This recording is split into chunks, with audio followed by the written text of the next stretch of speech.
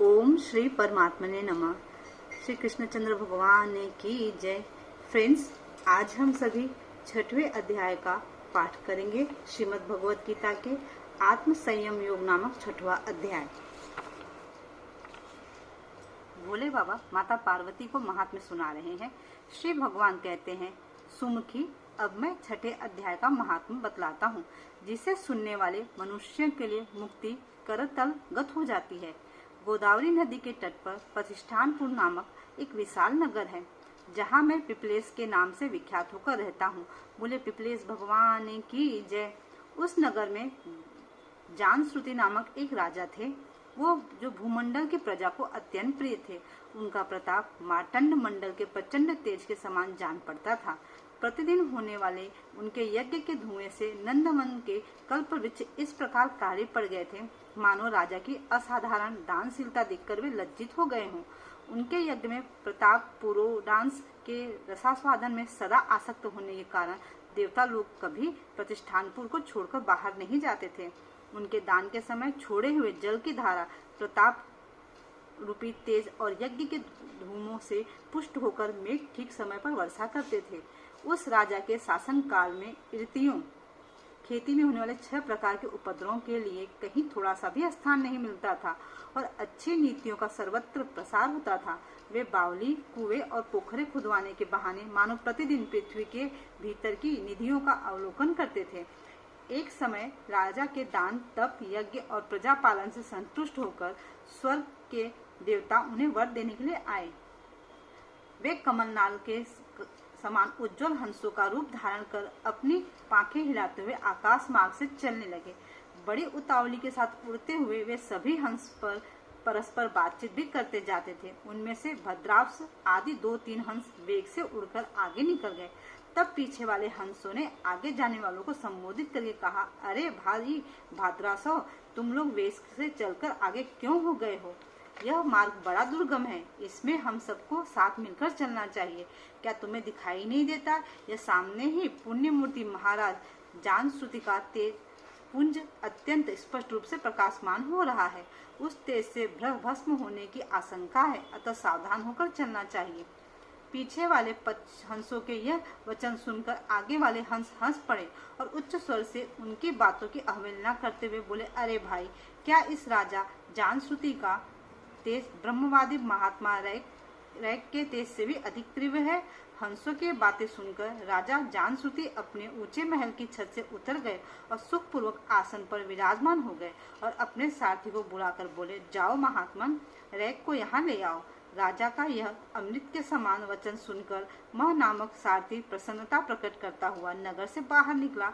सबसे पहले उसने मुक्तिदायिनी काशीपुरी की यात्रा की, जहाँ जगत के स्वामी भगवान विश्वनाथ मनुष्यों को उपदेश दिया करते हैं। बोले विश्वनाथ भगवान की जय। उसके बाद वह गया क्षेत्र में पहुंचा, जहाँ प्रफुल्ल नेत्रों वाले भगवान गदाधर संपूर्ण लोगों का उद्धार करने के लिए निवास करते हैं। तदनंतर नाना तीर्थों में भ्रमण करता हुआ सारथी पापनाशनी मथुरापुरी में गया। यह भगवान श्री कृष्ण की आदि स्थान है, जो परम महान एवं मोक्ष प्रदान करने वाला है। वेद और शास्त्रों में वह तीर्थ त्रिभुवनपति भगवान गोविंद के अवतार स्थान के नाम से प्रसिद्ध है। नाना देवता और ब्रह्मर्षि उसका सेवन करते हैं। मथुरा नगर कालिंदी के किनारे शोभा पाता है। उसकी आकृति अर्धचंद्र के समान प्रतीत होती है। वह सब तीर्थों के निवास से परिपूर्ण है। परम आनंद प्रदान करने के कारण सुंदर प्रतीत होता है। गोवर्धन पर्वत के होने से मथुरा मंडल की शोभा और भी बढ़ जाती है। वह पवित्र वृक्षों और लताओं से आवृत्त है। उसमें बाहर वन है और वह परम पुण्यमय तथा सबको विश्राम देने वाले श्रुतियों के सारभूत भगवान श्री कृष्ण की आधार भूमि है। तत्पश्चात मथुरा से पश्चिम और उत्तर दिशा की ओर बहुत दूर तक जाने पर सारथी को काश्मीर नामक नगर दिखाई दिया, जहाँ शंख के समान उज्ज्वल गगनचुंबी महलों की पंक्तियां भगवान शंकर के अट्टहास की बाती शोभा पाती हैं। जहाँ ब्राह्मणों के शास्त्रीय आलाप सुनकर मुख मनुष्य भी सुंदर वाणी और पदों का उच्चारण करते हुए देवताओं के समान हो जाते हैं।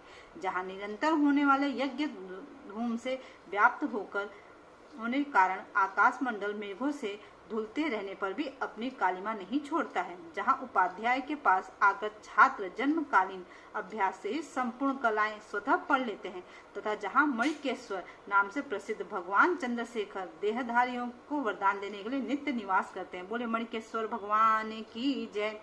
काश्मीर के राजा माणिक्य सेन ने दिग्विजय में समस्त राजाओं को जीतकर भगवान शिव का पूजन किया था, तभी से उनका नाम मणिकेश्वर हो गया था। उन्हीं के मंदिर के दरवाजे पर महात्मा रैक एक छोटी सी गाड़ी पर बैठकर अपने अंगों को खुजलाते हुए वृक्ष की छाया का सेवन करते रहते थे। इसी अवस्था में सारथी ने उन्हें देखा। राजा के बताए हुए भिन्न भिन्न चिन्हों से उसने शीघ्र ही रैक को पहचान लिया और उनके चरणों में प्रणाम करके कहा, ब्राह्मण, आप किस स्थान पर रहते हैं? आपका पूरा नाम क्या है? आप तो सदा स्वच्छंद विचरने वाले हैं, फिर यहाँ किस लिए ठहरे हैं? इस समय आपका क्या करने का विचार है? सारथी के वचन सुनकर परम आनंद में निमग्न महात्मा रैक ने कुछ सोचकर उससे कहा, यद्यपि हम पूर्ण काम है, हमें किसी वस्तु की आवश्यकता नहीं है, तथापि कोई भी हमारी मनोवृत्ति के अनुसार परिचर्या कर सकता है। रैक के हार्दिक अभिप्राय को आदर पूर्वक ग्रहण करके सारथी धीरे से राजा के पास चल दिए और वहां पहुंचकर राजा को प्रणाम करके उसने हाथ जोड़ सारा समाचार निवेदन किया। उस समय स्वामी के दर्शन से उनके मन में बड़ी प्रसन्नता थी। सारथी के वचन सुनकर राजा के नेत्र आश्चर्यचकित हो उठे। उनके हृदय में रैक का सत्कार करने की श्रद्धा जागृत हुई। उन्होंने 2 खच्चरियों से जुटी हुई एक गाड़ी लेकर यात्रा की, साथ ही मोती के हार, अच्छे अच्छे वस्त्र और एक सहस्त्र गौएं भी ले ली। काश्मीर मंडल में महात्मा रैक जहाँ रहते थे उस स्थान पर पहुंचकर राजा ने सारी वस्तुएं उनके आगे निवेदन कर दी और पृथ्वी पर पड़कर साष्टांग प्रणाम किया। महात्मा रैक अत्यंत भक्ति के साथ चरणों में पड़े हुए राजा जानश्रुति पर कुपित हो उठे और बोले, रे दुष्ट, तू दुष्ट राजा है, शूद्र, क्या तू मेरा वृत्तांत नहीं जानता है? यह खच्चरियों से जुटी हुई अपनी ऊंची गाड़ी ले जा, ये वस्त्र, ये मोतियों के हार और ये दूध देने वाली गौएं भी स्वयं ही ले जा।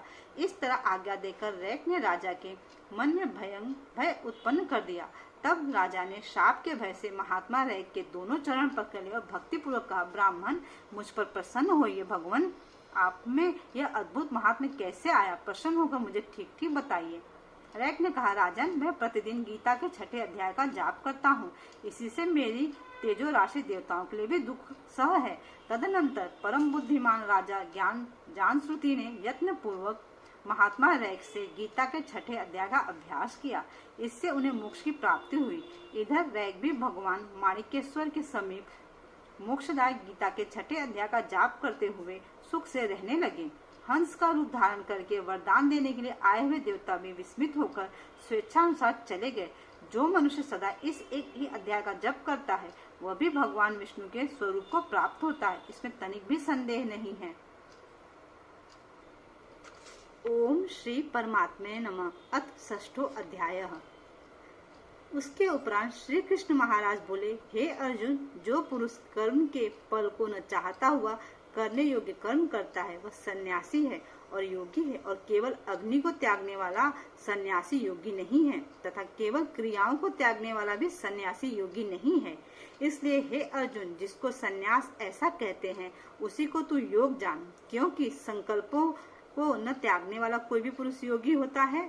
समत्व बुद्धि रूप योग में आरूढ़ होने की इच्छा वाले मननशील पुरुष के लिए योग की प्राप्ति निष्काम भाव से कर्म करना ही हेतु कहा है, और योगारूढ़ हो जाने पर योगारूढ़ पुरुष के लिए सर्व संकल्पों का अभाव ही कल्याण में हेतु कहा है।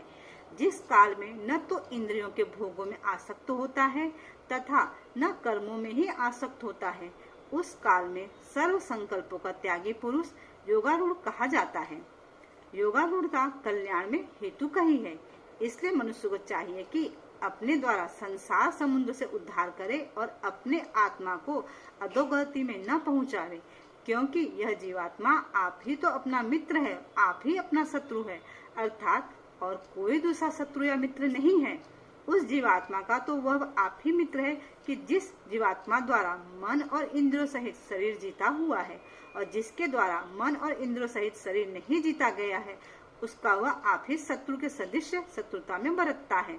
हे अर्जुन, सर्दी, गर्मी और सुख दुखादिकों में तथा मान और अपमान में जिसके अंतःकरण की वृत्तियां अच्छी प्रकार से शांत हैं, अर्थात विकार रहित हैं। ऐसे स्वाधीन आत्मा वाले पुरुष के ज्ञान में सच्चिदानंद घन परमात्मा सम्यक प्रकार से स्थित है, अर्थात उसके ज्ञान में परमात्मा के सिवा अन्य कुछ है ही नहीं। ज्ञान विज्ञान से तृप्त है, अंतःकरण जिसका तथा विकार रहित है, स्थिति जिसकी और अच्छी प्रकार जीती हुई है इंद्रियां जिसकी, तथा सम्मान है मिट्टी पत्थर और सुवर्ण जिसके, वह योगी युक्त अर्थात भगवत की प्राप्ति वाला है। ऐसे कहा जाता है। जो पुरुष सुहृदय मित्र वैरी उदासीन मध्यस्थ द्वेषी और बंधुगणों में तथा धर्मात्माओं में और पापियों में भी समान भाव वाला है, वह अति श्रेष्ठ है। इसलिए उचित यह है कि जिसका मन और इंद्रियों सहित शरीर जीता हुआ है, ऐसा वासना रहित और संग्रह रहित योगी अकेला ही एकांत स्थान में स्थित हुआ निरंतर आत्मा को परमेश्वर के ध्यान में लगावे। शुद्ध भूमि में कुशा मृगशाला और वस्त्र हैं, उपरोपरि जिसके ऐसे अपने आसन को न अति ऊंचा और न अति नीचा स्थिर स्थापन करके और उस आसन पर बैठकर तथा मन को एकाग्र करके चित्त और इंद्रियों की क्रियाओं को वश में किया हुआ अंतःकरण की शुद्धि के लिए योग का अभ्यास करें। उसकी विधि इस प्रकार है कि काया सिर और ग्रीवा को समान और अचल धारण किए हुए दृढ़ होकर अपनी नासिका के अग्रभाग को देखकर अन्य दिशाओं को न देखता हुआ और ब्रह्मचर्य के व्रत में स्थिर रहता हुआ भय रहित तथा अच्छी प्रकार शांत अंतःकरण वाला और सावधान होकर मन को वश में करके मेरे में लगे हुए चित्त वाला और मेरे परायण हुआ स्थित होवे। इस प्रकार आत्मा को निरंतर परमेश्वर के स्वरूप में लगाता हुआ स्वाधीन मन वाला योगी मेरे में स्थित रूप परमानंद प्रकाष्ठावली शांति को प्राप्त होता है। परंतु हे अर्जुन, यह योग न तो बहुत खाने वाला का सिद्ध होता है और न बिल्कुल ही खाने वालों का तथा न अतिशयन करने के स्वभाव वाले का और न अत्यंत जागने वाले का ही सिद्ध होता है। यह दुखों का नाश करने वाला योग तो यथा योग आहार और विहार करने वाले तथा कर्मों में यथा योग्य चेष्टा करने वाले का और यथा योग्य शयन करने तथा जागने वाले का ही सिद्ध होता है। इस प्रकार योग के अभ्यास से अत्यंत वश में किया हुआ चित्त जिस काल में परमात्मा में ही भली प्रकार स्थित हो जाता है, उस काल में संपूर्ण कामनाओं से स्पृहा रहित वह पुरुष योग युक्त हो, ऐसा कहा जाता है। जिस प्रकार वायु रहित स्थान में स्थित दीपक चलायमान नहीं होता है, वैसे ही उपमा परमात्मा के ध्यान में लगे हुए योगी के लिए जीते हुए चित्त की कही गई है। हे अर्जुन, जिस अवस्था में योग के अभ्यास से निरुद्ध हुआ चित्त उपराम हो जाता है और जिस अवस्था में परमेश्वर के ध्यान से शुद्ध हुई सूक्ष्म बुद्धि द्वारा परमात्मा को साक्षात्कार करता हुआ सच्चिदानंद घन परमात्मा में ही संतुष्ट होता है तथा इंद्रियों से अतिरिक्त केवल शुद्ध हुई सूक्ष्म बुद्धि द्वारा ग्रहण करने योग्य जो अनंत आनंद है, उसको जिस अवस्था में अनुभव करता है और जिस अवस्था में स्थित हुआ, यह योगी भक्त भगवत स्वरूप से नहीं चलायमान होता है और परमेश्वर की प्राप्ति रूप जिस लाभ को प्राप्त होकर उससे अधिक दूसरा कुछ भी लाभ नहीं मानता है और भगवत प्राप्ति रूप जिस अवस्था में स्थित हुआ योगी बड़े भारी दुख से भी चलायमान नहीं होता है और जो दुख रूप संसार के संयोग से रहित है तथा जिसका नाम योग है, उसको जानना चाहिए। वह योग न उकताए हुए चित्त से अर्थात तत्पर हुए चित्त से निश्चय पूर्वक करना कर्तव्य है। इसलिए मनुष्य को चाहिए कि संकल्प से उत्पन्न होने वाले संपूर्ण कामनाओं को निःशेषता से अर्थात वासना और आसक्ति रहित त्याग कर और मन के द्वारा इंद्रियों के समुदाय को सब ओर से अच्छी प्रकार वश में करके कर्म से अभ्यास करता हुआ उपरात्मता को प्राप्त हुए और धैर्य युक्त बुद्धि द्वारा मन को परमात्मा में स्थित करके परमात्मा के सिवा कुछ भी चिंतन न करे। परंतु जिसका मन वश में नहीं हुआ तो उसको चाहिए कि स्थिर न रहने वाले और चंचल मन जिस कारण से सांसारिक पदार्थों में विचरता है उससे रोक कर बारम्बार परमात्मा में ही निरोध करे, क्योंकि जिसका मन अच्छी प्रकार शांत है और जो पाप से रहित है और जिसका रजोगुण शांत हो गया है, ऐसे इस सच्चिदानंद घन ब्रह्मा के साथ एक ही भाव हुए योगी को अति उत्तम आनंद प्राप्त होता है। वह पाप रहित योगी इस प्रकार निरंतर आत्मा को परमात्मा में लगाता हुआ सुख पूर्वक परम ब्रह्मा परमात्मा की प्राप्ति रूप अनंत आनंद को अनुभव करता है। हे अर्जुन, सर्वव्यापी अनंत चेतन में एक ही भाव से स्थित रूप योग से युक्त हुए आत्मा वाला तथा सब में समभाव से देखने वाला योगी आत्मा को संपूर्ण भूतों में बर्फ में जल के सदृश व्यापक देखता है और संपूर्ण भूतों को आत्मा में देखता है। अर्थात जैसे स्वप्न से जगा हुआ पुरुष स्वप्न के संसार को अपने अंतर्गत संकल्प के आधार देखता है, वैसे ही वह पुरुष संपूर्ण भूतों को अपने सर्वव्यापी अनंत चेतन आत्मा के अंतर्गत संकल्प के आधार देखता है। जो पुरुष संपूर्ण भूतों में सबके आत्मरूप मुझ वासुदेव को ही व्यापक देखता है और संपूर्ण भूतों को मुझ वासुदेव के अंतर्गत देखता है, उसके लिए मैं अदृश्य नहीं होता हूँ और वह मेरे लिए अदृश्य नहीं होता है, क्योंकि वह मेरे में एक ही भाव से स्थित है। इस प्रकार जो पुरुष एक ही भाव में स्थित हुआ संपूर्ण भूतों में आत्म रूप से स्थित हुए मुझ सच्चिदानंद घन वासुदेव भगवान को भजता है, वह योगी सब प्रकार से बरतता हुआ भी मेरे में ही बरतता है, क्योंकि उसके अनुभव में मेरे सिवा अन्य कुछ है ही नहीं। हे अर्जुन, जो योगी अपनी सादृश्यता से संपूर्ण भूतों में सम देखता है और सुख अथवा दुख को भी सम देखता है, वह योगी परम श्रेष्ठ माना गया है। इस प्रकार भगवान के वाक्यों को सुनकर अर्जुन बोले, हे मधुसूदन, जो यह ध्यान योग आपने सत्मत्व भाव से कहा है, इसकी मैं मन के चंचल होने से बहुत काल तक ठहरने वाली स्थिति को नहीं देखता हूँ, क्योंकि हे कृष्ण, यह मन बड़ा चंचल है और प्रमथन स्वभाव वाला है तथा बड़ा दृढ़ और बलवान है, इसलिए इसका वश में करना मैं वायु की भांति अति दुष्कर मानता हूँ। इस प्रकार अर्जुन के पूछने पर श्री कृष्ण भगवान बोले, हे महाबाहो, निसंदेह मन चंचल है, कठिनता से वश में होने वाला है, परंतु हे कुंती पुत्र अर्जुन, अभ्यास अर्थात स्थिति के लिए बारंबार यत्न करने से और वैराग्य से वश में होता है, इसलिए इसको अवश्य वश में करना चाहिए, क्योंकि मन को वश में न करने वाले पुरुष द्वारा योग दुष्प्राय है, अर्थात प्राप्त होना कठिन है। स्वाधीन मन वाले प्रयत्नशील पुरुष द्वारा साधन करने से प्राप्त होना सहज है, यह मेरा मत है। इस पर अर्जुन बोले, हे कृष्ण, योग से चलायमान हो गया है मन जिसका, ऐसा शिथिल यत्न वाला श्रद्धायुक्त पुरुष योग की सिद्धि को अर्थात भगवत साक्षात्कार को न प्राप्त होकर किस गति को प्राप्त होता है? हे महाबाहो, क्या वह भगवत प्राप्ति के मार्ग में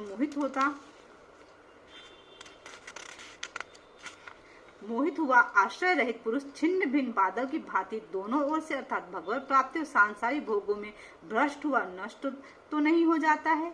हे कृष्ण, मेरे इस संशय को संपूर्णता से छेदन करने के लिए आप ही योग्य हैं, क्योंकि आपके सिवा दूसरा इस संशय का छेदन करने वाला मिलना संभव नहीं है। इस प्रकार अर्जुन के पूछने पर श्री कृष्ण भगवान बोले, हे पार्थ, उस पुरुष का न तो इस लोक में और न परलोक में ही नाश होता है,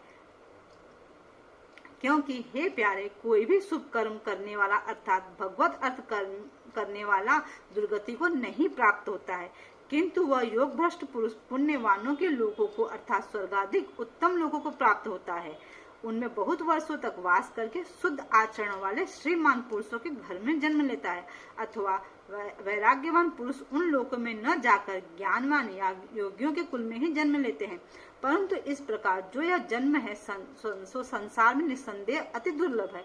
वह पुरुष वहां उस पहले शरीर में साधन किए हुए बुद्धि के संयोग को अर्थात समत्व बुद्धि योग के संस्कारों को अनायास ही प्राप्त हो जाता है। हे कुरुनंदन, उसके प्रभाव से फिर अच्छी प्रकार भगवत प्राप्ति के निमित्त यत्न करता है और वह विषयों के वश में हुआ भी उस पहले के अभ्यास से निसंदेह भगवत की ओर आकर्षित किया जाता है तथा समत्व बुद्धि रूप योग का जिज्ञासु भी वेद में कहे हुए सकाम कर्मों के फल को उल्लंघन कर जाता है।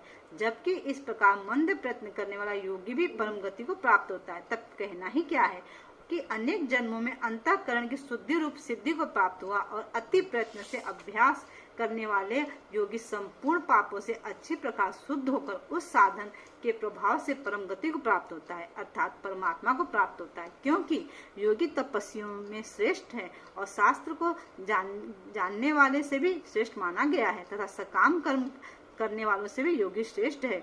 इससे हे अर्जुन, तू योगी हो। हे प्यारे, संपूर्ण इन योगियों में भी जो श्रद्धावान योगी मेरे में लगे हुए अंतरात्मा से मेरे को निरंतर भजता है, वह योगी मुझ परम श्रेष्ठ मान्य है। श्रीमद् भगवद गीता उपनिषद एवं ब्रह्म विद्या तथा योग शास्त्र विषयक श्री कृष्ण और अर्जुन के संवाद में आत्म संयम योग नामक 6वां अध्याय। फ्रेंड्स, मुझे पता है आज का अध्याय थोड़ा कठिन था, आप लोगों को जल्दी समझ में नहीं आएगा। आपको कम से कम 3 से 4 बार सुनना होगा, तब आपको समझ में आएगा भगवान यहाँ क्या कहने का प्रयास कर रहे हैं। देखिए, भगवान ने यहाँ सिंपल सी एक बात हमें समझाई है कि हमें अपनी बुद्धि को समत्व रख के, सब में समान बुद्धि रखते हुए, शत्रु में, अपने दोस्तों में, बैरियों में, रिश्तेदारों में, पशु पक्षी में, हर जगह हमें भगवान को ही देखना चाहिए। जो भी भगवान को, परमात्मा को हर जगह देखते हैं, वो कभी भगवान उनसे दूर नहीं होते और वो हमेशा भगवान के साथ ही होते हैं। ऐसे लोगों को योगी कहा जाता है। तो अगर आपको योग साधना करनी है तो पहले आपको सभी को समान बुद्धि से देखना चाहिए। और भगवान, अपना मन बहुत ही चंचल होता है। यहाँ अर्जुन जी ने ये भी कहा कि मन को वश में करना जैसे हम वायु को वश में करने का प्रयास करें वैसा हुआ।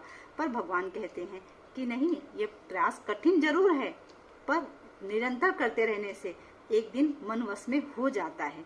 तो फ्रेंड्स, आई होप आप लोग को वीडियो अच्छी लगेगी। अगर आपके कोई भी क्वेश्चन है तो प्लीज आप मुझे कमेंट बॉक्स में जरूर करें। मैं अपने बुद्धि के हिसाब से और प्रभु की कृपा से आपके सभी प्रश्नों का उत्तर देना ट्राई करूंगी। अगर आपको वीडियो पसंद आती है तो प्लीज मेरे चैनल को सब्सक्राइब करें और भी डिवोटीज के साथ में शेयर करें।